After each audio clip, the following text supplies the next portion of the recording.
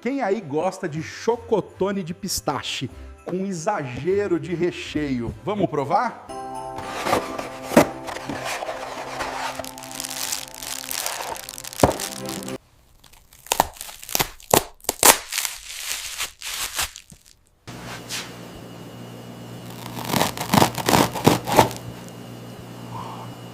Parece que tem recheio, gente. Ele é da marca Pistachudo. Diz que é 90% de recheio. Eu paguei nesse trem R$500. Vamos ver se é bom?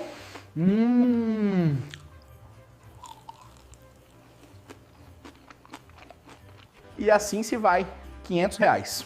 Comi tudo, gostei mais ou menos. Compraria de novo? Nunca no Brasil. Mas é a experiência, né? E assim se vai quinhentão, né? De brinde, uma diarreia.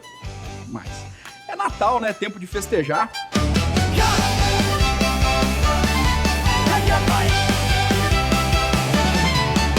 Que seja Natal feliz, que eu seja o gigante, amém. Que seja Natal feliz e o ano novo